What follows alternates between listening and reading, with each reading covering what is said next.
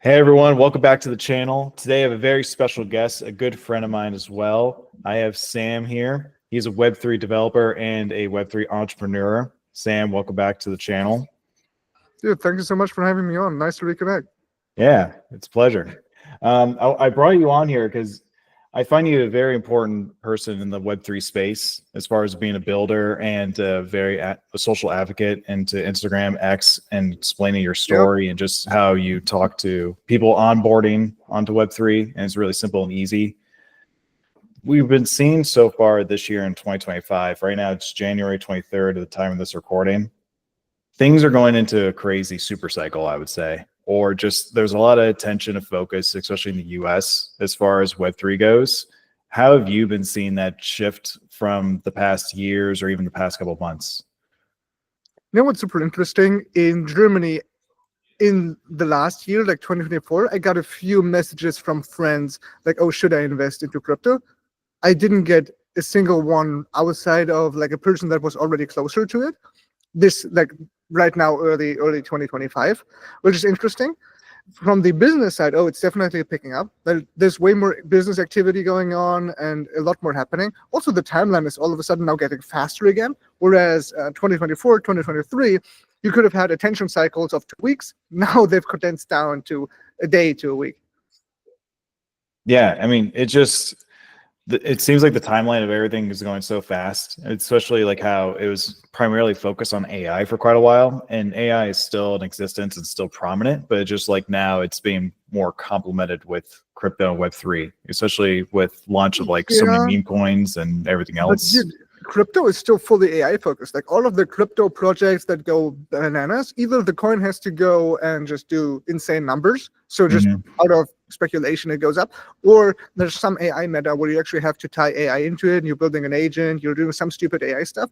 A lot of that is actually like a cool trend, and it will continue because if you combine all of the data that you get, because the blockchain is that open, and you make it programmable so you can just move money around. AI is like a program, so you can like it really works well together, but the hype of it is always the same. So like AI was hyped, now crypto and AI is hyped. The elections in the US have hyped crypto because there were some coins by the president apparently, and we'll see how that's moving. But even though, like you're saying, like it's a hype, do you think that it's going to like fizzle out, or is it now becoming like a new standard, just like how we've seen with the price of Bitcoin? And I'm not one to always like focus on prices and stuff. I like the fundamentals and the technology. But do you think like this is like a new like foundation that's kind of? Well, I think crypto is the new foundation anyways. And it's going to go there. It's not there yet. So meaning like, well, is it a hype? Well, it's picking up in usage and it's getting more and more integrations. Why do those integrations matter? Because, well, if you want to move a system from one to the other, either the one fails and you have to use the other, or it's like happening gradually and then just slowly picking up if you look at any kind of adoption curve. So the more and more onboarding we do and the more activity we get, the more sticky it gets. What I really like right now is that in society, it's getting to a point where you can say, oh, I work in crypto. Whereas if you ran around before, it's like, no, there's too many TikToks of girls saying, I don't want to date a guy in crypto, so you don't say that. No, true, I get it. Just to plug yourself a little bit too, you have a company, D-Tech, and I'll share my screen to show the website a little bit with D-Tech Vision. What have you been seeing so far with your clientele base when it comes to wanting to be on-chain or just wanting to have a presence of Web3? Yeah, for D-Tech clients, it's always super fun because we do the early stage, like startup needs engineering help or startup needs go-to-market help. And where Farcaster is positioned is it's a social platform that you can build experiences on, especially within crypto. So startups are like, well, we need to launch and we want to launch in like, say the next month. Then they come to us and are like, well, how can we really amplify this and how can we get a lot of volume on day one? And that's what we mainly focus on, building those experiences. And that has really picked up, especially like Coinbase has their own chain. It's called Base. And a lot of people want to move there because obviously having that big umbrella is really cool for marketing and there's a lot of users. And Farcaster is really well positioned in that ecosystem. So we're seeing a lot of pickup on that. On the engineering side, it's also, well, teams are now having to expand. And there's two ways to expand. Either you hire or you contract out. And some of the work is getting contracted out to us, which is interesting because people trust us with their hardest challenges. So that's been really cool to see us doing like authentication flows and all the hardcore work where they can then focus on just building the product, but we actually do the hardcore engineering that would have taken them a month. That's awesome. And when it comes to like doing that hard work for them, I assume you also keep maintaining with them, having some sort of not a subscription, but like just you have that long-term contract. It depends, right? Like a lot of teams, they're like, well, okay, we need this implemented, it needs to work. And when we ever have something again come up and it doesn't work, well, hasn't happened yet. But sometimes it's like, oh, priorities change, and then we have to go back and like rework it, or they just have some questions. Okay, how did this work again? We have a dev on it. We're adjusting it. We just answer those questions. And yeah, for some products, especially like if it's a full-on construction, it's like, okay, no, like you just run this. But actually, a lot of the times it's startups with internal devs. So we can hand it off to them, and then we just answer the questions. And I'm not charging for answering questions and sending around documentation. Like, doesn't make sense. If we have to do actual proper maintenance and it becomes a thing, sure. That's awesome.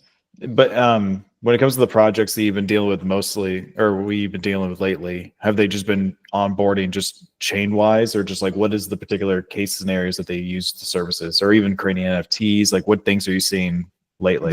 There's one where people want to buy NFTs and like sell NFTs, meaning you're an artist, you want to have people be able to support you financially, or you're selling merch, you're selling physicals, and you want that linked. So like say bringing Shopify and integrating that into like a social platform like a Farcaster, because imagine on Instagram you can now just click and it's like in your wallet and it's not just some picture that you own or take a screenshot of. That we've been seeing a lot, and also otherwise it's literally DeFi, like some financial services wanting to actually get more users. Like you can earn interest on the US dollar. Well, it's actually rather hard to do that if you're in Europe or especially in Africa. There's a lot of protocols that just make it way easier, even for US people. You don't have to wait 3 months for your bank to give you a loan. You can just take it. And a lot of those, they are coming and they're like, okay, how can we make this so easy that we actually get usage? And that's usually what happens. We just simplify it down, build a purpose-driven flow, and then put it into the social media platforms right where the user is at. So that's the typical cases we have outside of just solving a specific engineering challenge. So the customer journey and adoption is just very simple as far as already on existing platforms to where they onboard onto them. But going to the tokenized assets, when it comes to having that, are you just helping them to have it to where it's like on OpenSea or on Blur or all these other marketplaces? Like, are you helping that far, or is it just mostly just getting on chain? You know what's great about getting into those marketplaces like Blur and OpenSea is you're definitely on there already just by launching the token. So because all of that is standardized, think about building a car. If you build a standardized car, you're able to go on the road because you know it meets the criteria. Same with the token. If you just launch a token, same way that everyone else does, you already know it's getting picked up and you're on the marketplaces. So we don't really have to help there. Where we may have to help then is like, oh, we launch a token, we need to actually set up liquidity for it so that you actually have US dollars or tokens to trade against each other. So people actually can build a market. We do the technical side of that, but then we work with other people to provide the liquidity. Usually you have market makers for that then provide the liquidity, take a fee, get paid, and that's their business. Wow, that's really cool. I want to show you something real quick. Just let me see here. Do a window view. I'm going to share some photos that I have from just walk a day life when I went to LA for VCon. I went to see a shop in Koreatown. Oh wait, what? Did you also go towards the like sea level and the hills? No. I just stayed in the Koreatown area. I wish. Bummer. I was just too like sometimes I just woke up a little late, but also sometimes I just there was a lot going on. Yeah. So when I was in Koreatown, I found one shop, a weed shop, when I'm on my run called Board and Stone, which is just very interesting to me, just using the Bored Ape IP. And I'm just like curious to like what you may see with like how NFTs may be coming about, especially when you help it out, like say, like you said, artists using their IP and just having it all tokenized. So this is one example here too. I had another friend over in Miami that just recently went to a cafe called Bored Cuban. So just Bored Ape going at a Cuban coffee shop, and here's a video too of it just happening. So let me see. That's played. Yeah. Oh, and NFTs as IP are really interesting because the licensing has to be clear. Like the one giving out the token has to provide you with a clear license statement, because otherwise there's not really much you can do on a legal standpoint, depending on jurisdiction and how far you want to push it. I'm definitely not a lawyer, but that's been the business experience. On the side of, okay, what can you actually do with an NFT if you get IP? Well, you can do everything. It's just like, you just use it as your logo. You can use it as a brand, as you saw with the coffee shops. You can use it in like the video of the coffee shop you showed where they had plushies. Like you can do all of it. What I'm mostly seeing is people in the US and bigger companies, they're waiting for what does the administration do and allow them to do. Because what they would love to do is build loyalty programs and give back. Like some of the money they make, give it back, so that the token actually now is more functioning like a business and not just as a pure like, oh, this is community driven and you just want to be part of this. For that, the regular clarity on the law side is missing. That'd be really interesting too, like just staking the token and gaining some reward assets on that. Yeah, staking is interesting because what it does is it removes supply from circulation. If you think about it in the traditional business world, it's vesting periods, and like you just sign that you can't sell this for the next year, and you get some money out of it because that way there's less supply, meaning it should, with theory, go demand up, being yeah. the same, rise the token price, rises the boats for all of them. That's why staking is interesting. That's why a lot of people do it. Outside of that, it's also signaling like, oh, I believe in this. And then it's like, oh, I'm staking this. Then it also depends. Is it like liquid in the sense you could just pull it out again? Or is it like actually locked for a certain amount of time? Yeah, because that's what I would think for when it comes to the reward aspects for companies that are wanting to push their own tokens or having some sort of reward-based system is to encourage them to stake to have less supply to make it more valuable. But I'm not quite sure what you may think on that. You know what's interesting about reward systems? The interesting thing about reward systems on chain is actually that you can combine them. So if you're doing one, it's like, oh, you have your own reward system, then your Bored Ape friend has another one for his coffee shop, and I have one for the agency. And then what I can say is, well, if you go and meet with me in his shop, I'll give you 5% off. And how do I know that you've met there? Because I can check in his loyalty score, because it's on the blockchain. I can check, oh, do you have a loyalty score that is there? And do you have a membership with us? And then you can also do the same. And then you're like, okay, if you work with those two, here's $10 or whatever. Like, and then you combine that even more. So you can even use that to get customers. So you could say, okay, everyone that works with Damien should also work with me. So I'm like, okay, I'll actually target your customers directly. Well, how do you protect from that? Well, you just have the better solution, right? But like you can do all of that composability because it's on chain, and you can send money to them directly as well, right? Because you have the wallet. So for sure, I would just be curious too, like when it comes to people who are like whales and stuff. But I mean that could be a whole nother conversation on its own. How many, regarding to whales and having way too much money in rewards? Look at American Express and their points, and how you can move between airlines and different kind of rewards programs. Imagine if there was an actual market. Now you have to go through eBay or some like third party. If all of that was on chain, you would literally have markets, like deep liquidity market pools to convert from, say, American Airlines to another airline. And that airline then would actually have more customers because you could now actually use the points. And they would have more people sign up to the rewards program. So you're saying as an airline, like, why would I actually have my reward program now be tradable? And like on an open market that I don't control. Well, you want that because people actually now sign up, meaning you get the user information and the tracking and the demographics. You only do the rewards because you want to track the user. So then you get that because it's on-chain and fully liquid. Oh, wow. Okay. So what do you think is going to be next in this super cycle that we're seeing right now? Meme coins are going through the roof. We see that go through with Trump coin, Money coin, and everything else. But like, what's the next thing? I've come around to meme coins in the sense that I was like, oh, I just don't care. And I'm still more on the developer and like building the business, building solutions for end users than on the just pure trading side. But they're like the same as like TikTok one on like short form attention. Memes is that next step where you just have a meme, it's funny, and now you can actually buy into it, which the price going up and down is way more dopamine than just watching a short form video, which is why it gets addictive. That's why gambling is addictive. I feel like the next thing that we're seeing is we will take AI and literally make it useful in the sense that ChatGPT is useful for a lot of people. In crypto, we're building a lot of bullshit that may be helpful for hands of people. For the other ones, it's just a playground.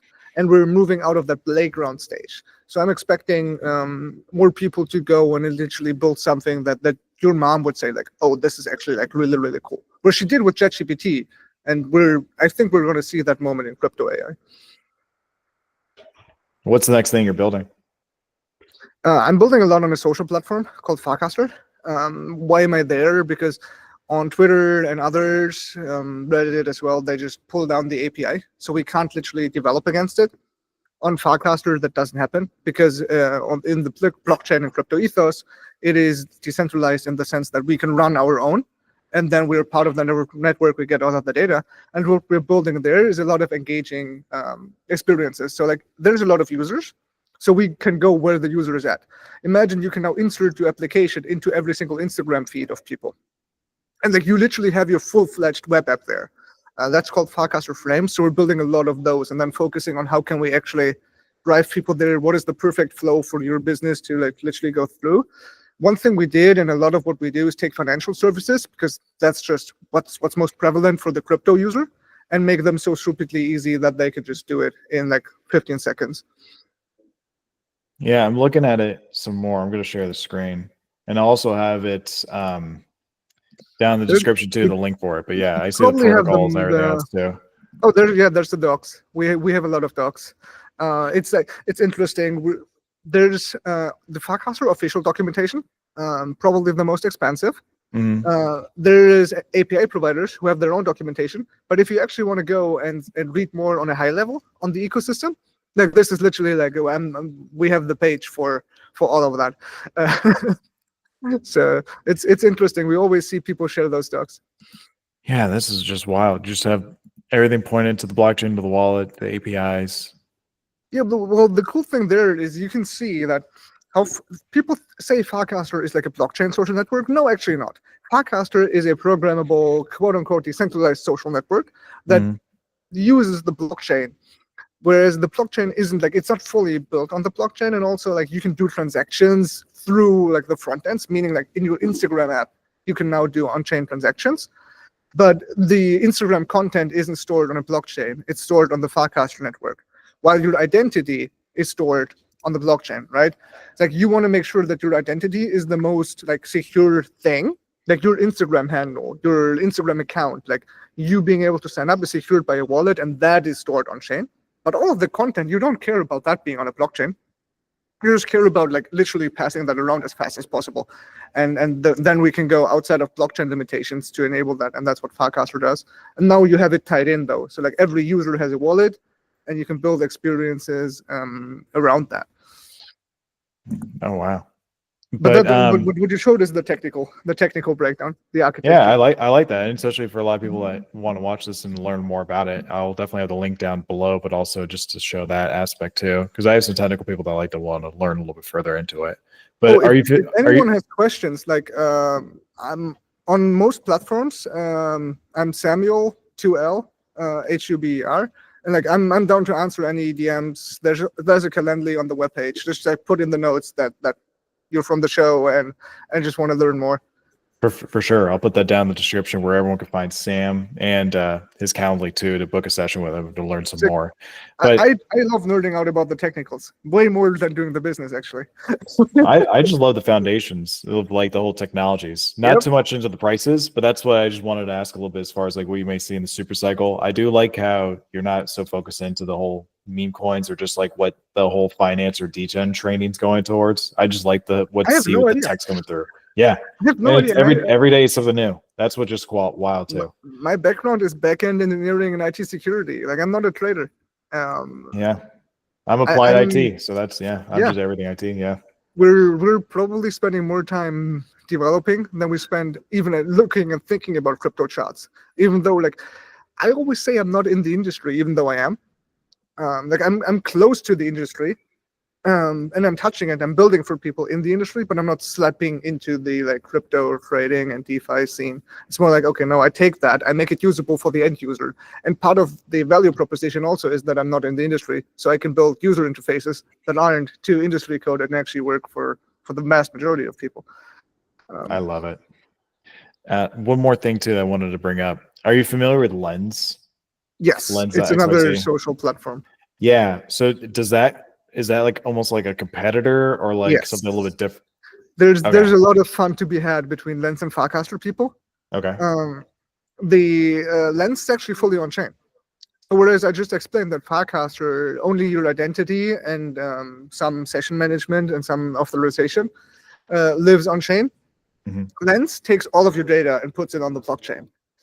So that's their approach. They also approach building and developing an ecosystem a little bit different, where they're like, we will build the core infrastructure, and then anyone else can build the Facebooks, the YouTubes, and whatever on top of that infrastructure. Podcaster is like, well, we will build that core infrastructure, but we're also going to build one of those apps, and they're going after Twitter. So they're building a Twitter-style app, whereas Lens is like, no, we will just fund you to build that, but we won't touch it as a core protocol team ourselves. It's like Amazon has built AWS, and say like AWS now is like this ground layer. And if AWS were like, oh no, we're not building anything on top of AWS, we just give you the infra, that would be like what Lens is doing, and then they may fund people to build on top of AWS. Whereas Farcaster is like, no, we're building Amazon on top of AWS, and we're giving you the AWS. So that's the mental difference between the two. Oh wow. So I definitely see why, like, yeah, definitely when it comes to Farcaster, it's definitely a whole different avenue and different approach to the whole social aspect and the whole on-chain aspect too. It also means though that the Farcaster team is building a client. So if you want to build a client that looks like Twitter and mainly behaves like Twitter, you're in direct competition with the team building the protocol. And they will always ship the new features first. So like you're playing catch up unless you find something to really sign up users. So it's like the typical meme is play another game.